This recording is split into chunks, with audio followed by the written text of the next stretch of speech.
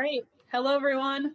Welcome to Movie Night, where we're going to just talk about some different learning opportunities and communication opportunities that you could create if you and your children or your students were watching a movie and having a snack at home or in school. And so a lot of you guys will probably be watching this recorded, but just going to kind of go through a variety of different both communication and learning opportunities, as well as different modalities that kids might be using. So you guys can see a lot of different examples. So welcome. Again, my name is Jessie Collins, and I'm with Pyramid Educational Consultants, and hope everyone's having a good night. So it's really important, especially in this kind of crazy time, that we try not to add additional stress in regards to how we're creating communication opportunities, especially for our learners that are currently still learning from home, and for our families that have multiple kids that are learning, or even they have their full-time jobs and then also trying to teach their students. So one of the things that we often say is that, especially when we're at home, we don't necessarily want our families to have to create school at home. We want to kind of just take advantage of things that are already occurring in that environment and think about how we can embed communication or learning opportunities into that particular environment. So one of the things that we're kind of thinking about that many families and or individuals like to do is to sit back and watch TV or watch a movie. And often we combine our reinforcement. We may even have a snack or a drink that goes along with that. So this kind of little lesson or example is likely something that's happening both in your home environment and potentially something that could be also applicable in a school-based environment when you're working on rec leisure type skills with your learners.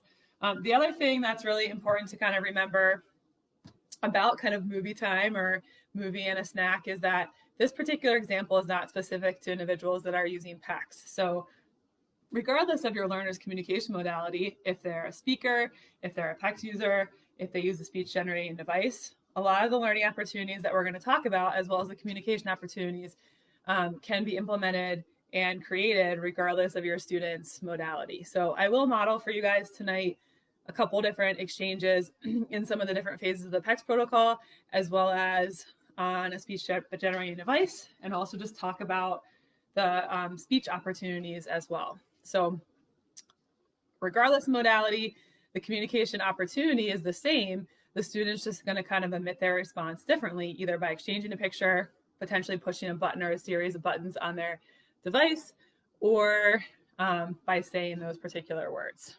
So I want to kind of break down the movie time into thinking about it in little chunks of almost like a lesson. And so I kind of, when I looked at the whole entire time of kind of snack in a movie, the first section I had was essentially the selection of the movie. The second section was the selection of a snack. The third section was kind of watching the movie. And then the last section was the movie ends and kind of termination of the movie and how we will clean up or transition away from watching the movie. And so I'm going to kind of go section by section and just talk about some different communication opportunities and learning opportunities for each, as well as showing you guys those different modalities. So there will be available, and I'll show you guys, I kind of taped these to a piece of paper so you guys could see, but there are some pictures that we made available that could be used for PECS users, could also be used to put on schedules, to create visual schedules, to do single picture direction following. But some of the pictures that we have available for you guys for this lesson are DVD player, TV, computer, beanbag chair, pillow, sofa, stuffed animals, a streaming app, things like turning the volume up or volume down and pressing play, different sentence starters, and then also some different items relating to snack. So I'll kind of talk specifically about some of these, but I'm not going to go over every single one. But all of these pictures will be available when this video is posted and recorded. So those will be available for you guys to use, as well as there will also be kind of a little lesson plan that you could take an opportunity to look at that will have written down a lot of the opportunities that I'm going to talk about. So the first thing I want to kind of say is that in each of these sections or throughout this whole entire lesson, it can be a little bit overwhelming because there's actually tons of opportunities for communication as well as for learning to occur. And so if you kind of think about, or even took this sheet and looked at some of the different learning opportunities, one of the things that you can do that's just really simple is just to kind of take a Post-it note. And so I just made a really simple, make sure I hold this up correctly, Post-it note. You could combine these together. This one just has some communication opportunities. This one has some learning opportunities. And so these are some of the opportunities that I'm going to kind of target for communication. So what movie the kid wants to watch, asking for a blanket, asking for a snack, asking for a bowl, and then asking to turn the volume up.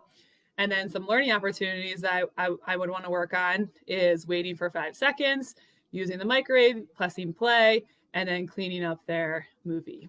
And so of the dozens and dozens of learning opportunities, I may select a bunch like this. If this even feels overwhelming, you could just even pick, 1 or 2 and just think about that for your child or for the learner that you're working with. And so super easy. And when you do it, you could just check it off with a little check mark, and as simple as having like a pen and a Post-it note as a way to kind of keep you on track or to help you remember what pictures you should pull out or put in your kid's device, and also kind of hold you accountable to creating those learning opportunities. So you could do that on paper or on a piece of a Post-it note.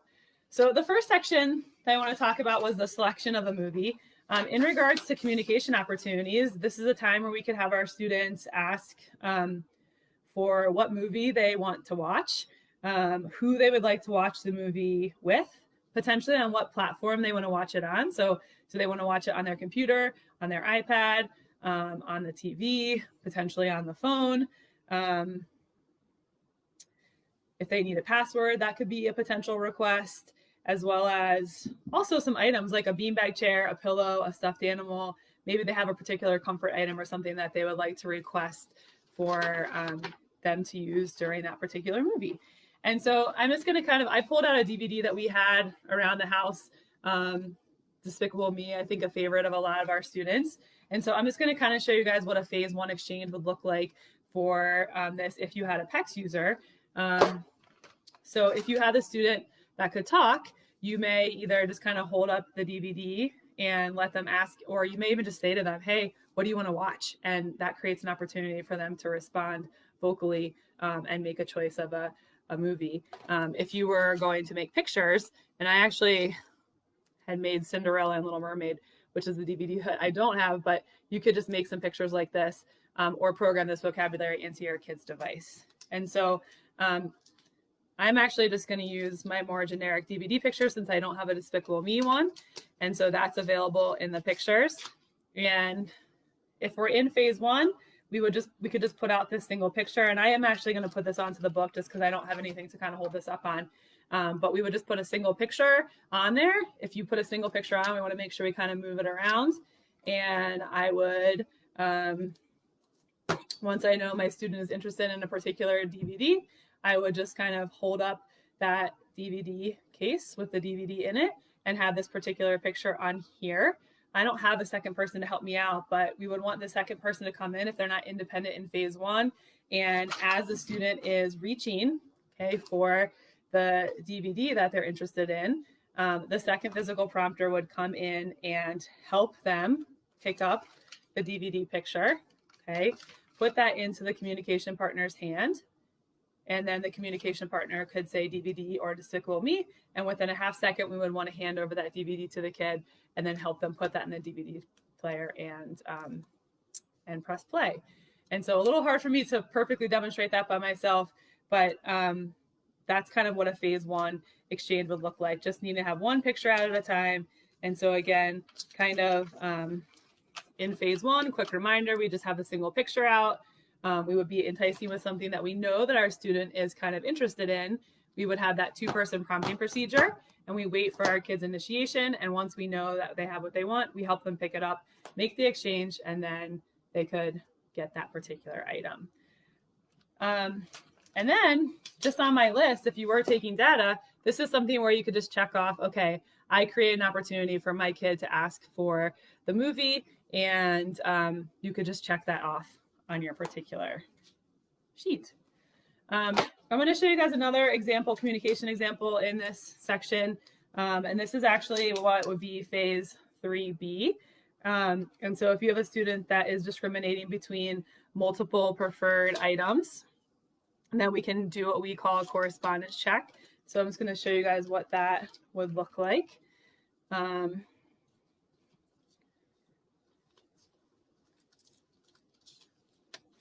So I'm going to do just 2 pictures, and I'm going to do pillow versus blanket. Okay, and I'll be right back for a second.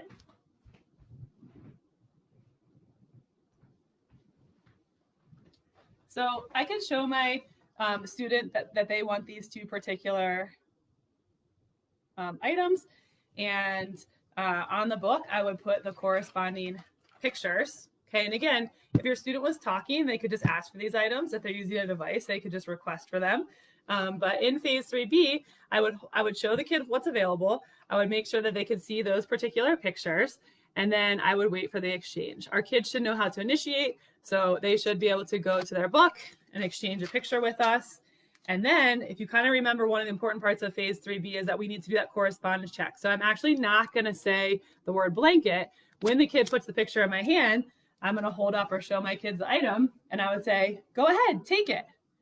And if the student reached for the blanket, I would say, blanket, nice job, you got it, and I would let them have it. Because the picture that they gave me, blanket, and when I said take it or go ahead, matched with the item that they took. And so that would be a correct trial. And that's just an example of if you have a student that is in phase 3 of PECS, and that's working on just some discrimination of multiple preferred items, you could do those correspondence checks. And so that is an option there.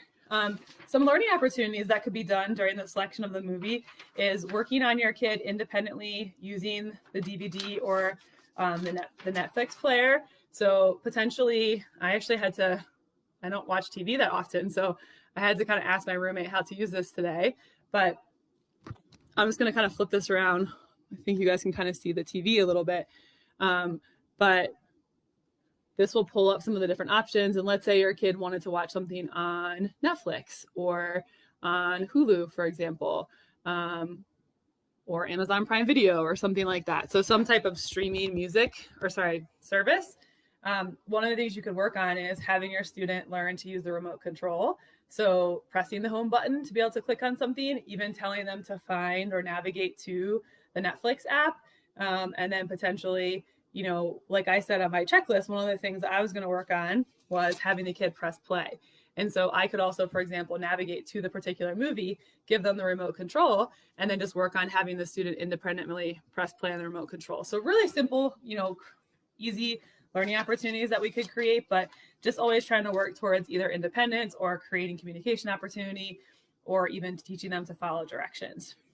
So the next section of the night that for snack in a movie would be selection of a snack.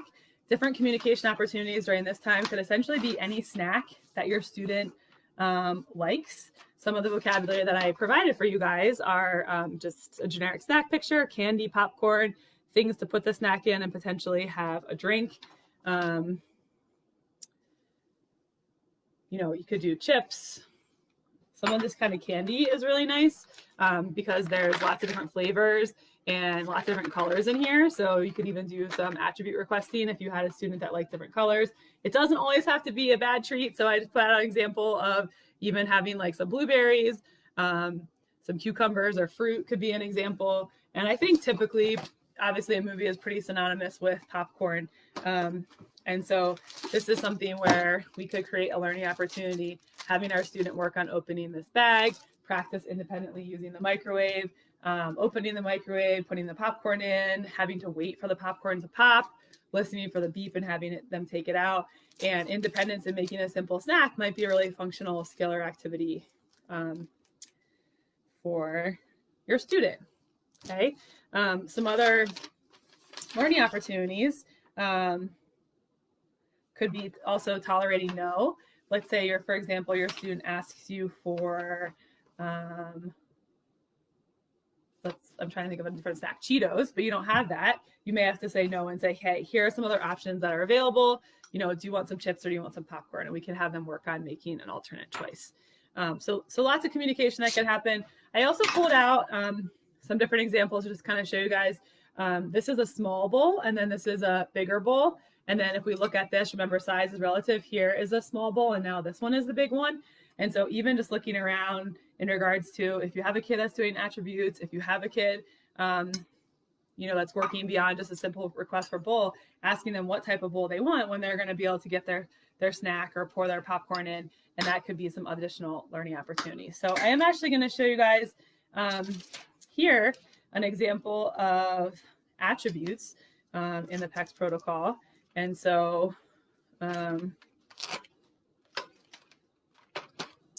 using big versus little and bowl. Okay, so you have kind of two options here, depending on if you're working on the discrimination or potentially just want to work on having your kid use 3 pictures. We'd want to make sure our sentence strip is available. And if I was in step 1 of attributes, it would look like this. If I was in step 2 or 3, I would be having that discrimination. And so let's say, for example, I want to work on big versus small. And so I would silently entice with these items, okay, and see what my kid wants. And so maybe the kid wants to have more popcorn in their bowl. So let's say they do this. I want big bowl. They build that, hand it over. Remember, if we're doing a correspondence check, we wouldn't say this word right here. So I would say, I want bowl. And then I would offer the kid and say, go ahead and take it. And if they took the big one, I could say, nice job, that's a big goal, you got it. And I would let them have that. And if not, I would need to jump into my error correction because they made a mistake. So just kind of an example, a quick example of attributes. If you didn't want to deal with the discrimination and you were just kind of teaching it, then you wouldn't even have more than one bowl out. And for example, I could just entice with one of the bigger bowls and just work on having the kid drop down the 3 pictures. This is step 1 again, and that doesn't mean they know what this means yet, but we're just teaching those 3 pictures. So that's just kind of a quick example of attributes, and one kind of example you could do there. And I want to show you guys really quickly, if we were doing phase 4, which actually comes before attributes in the protocol, we would maybe have some choices. So I'm going to put some different snacks on here and our sentence strip. And depending on what part of phase 4 the student is in, you would just kind of set it up like this. And the expectation here would be that our student is using this sentence strip, and they would put on their I want, and they could pick whatever else they wanted, drop that down, rip off their sentence strip and exchange it. And then after the exchange, tap out while you read, I want popcorn. And you could give them some popcorn if you weren't doing that correspondence check. So that's just kind of an example of what phase 4, one portion of phase 4 would kind of look like. And so that's kind of some learning and communication opportunities that would be available during the selection of snack part of kind of this activity. The next section I said is once the kid's settled. So at this point in time, you've chosen the TV or the movie that they're going to watch. You've gotten them set up with their snack and they have their blanket or their pillow and they're ready to kind of watch. We could have some different requests relating to pressing play, okay, turning the volume on or off on the movie, asking for help with something, or even potentially asking you to stop the movie. And those are turning the lights off, turning the lights on. Those are all some different communication opportunities that could occur during the movie, as well as getting your student to potentially, some kids might want to rewind and watch a certain part over, or they may even want to comment on something in the movie. So again, any of these things that I'm showing you guys with the PECS book, if your kid is speaking, you would essentially just kind of create the situation and expect them to give you a vocal response. And so, for example, maybe I pause the movie and my kid is really, really laughing. And I would just expect my student to tell me that it's funny. or I could model or prompt that vocally. Or maybe I turn the volume up really loud on the TV and I know it's really loud and they're kind of covering their ears, and I could just vocally give that model or that prompt for the student to just say vocally, hey, it's too loud. Those are also things that you could teach with their pictures or with their speech generating device. So for example, what that would look like on the textbook is, let's say this time I'm going to work on a comment, okay? And maybe I'm actually working on my student discriminating the it's versus I want, and the kid is laughing, and I might even say something like, what do you think about that scene? And I pause the movie, and maybe I'm gonna have my student work on saying, it's funny. And they would build that and hand it over. Okay, again, they could do this on their device or vocally, tap out, it's funny. And I would just say back, you're right, it is funny. I'm not giving them any candy. I'm not giving them anything. I might just kind of laugh along and engage. And so definitely during a movie, if you have a student that's capable of commenting in any modality, that would be a great opportunity as well to get some comments and not just be only focused on requesting.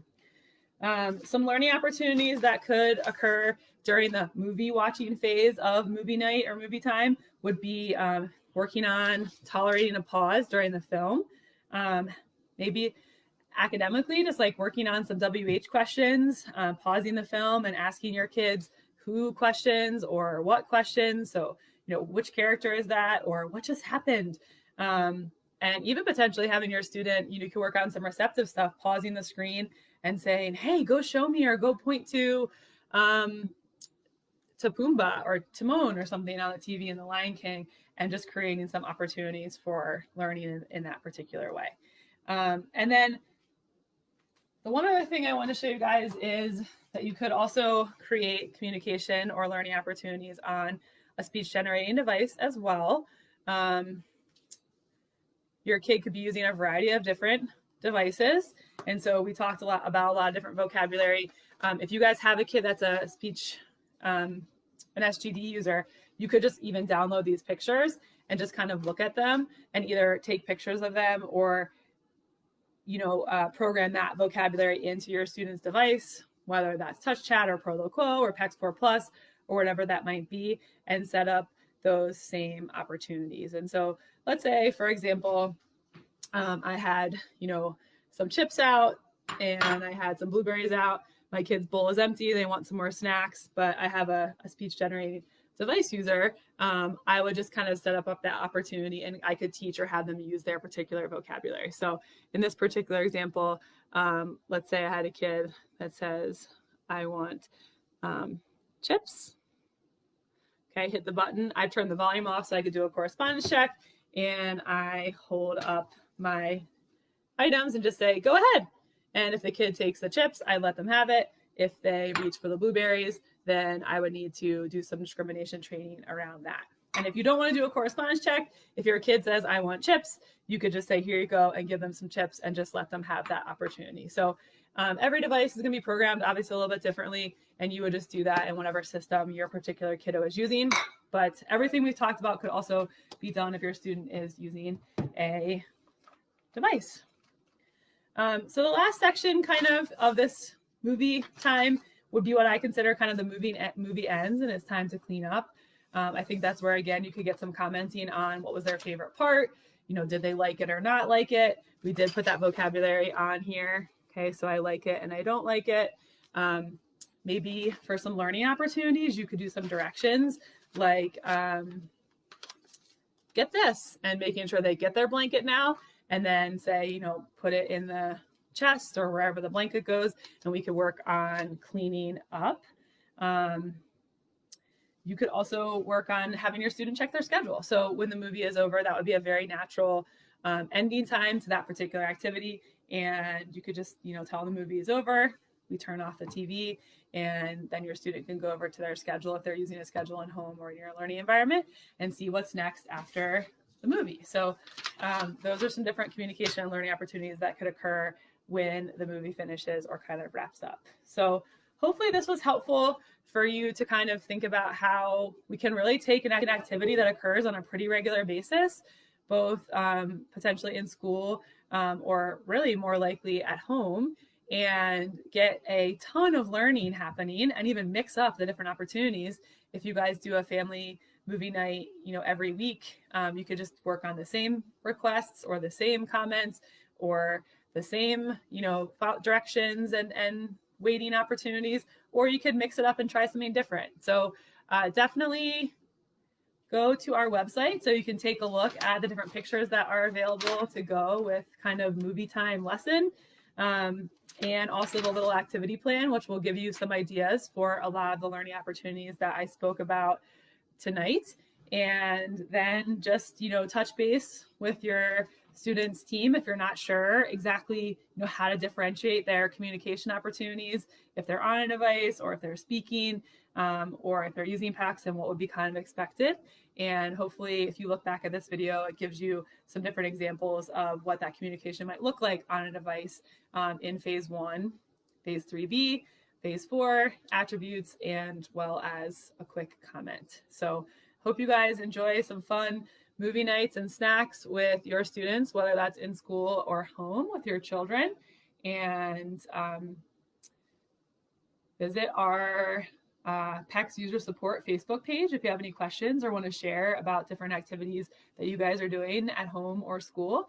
And thank you guys very much. I hope everyone has a good night, and we'll see you next time.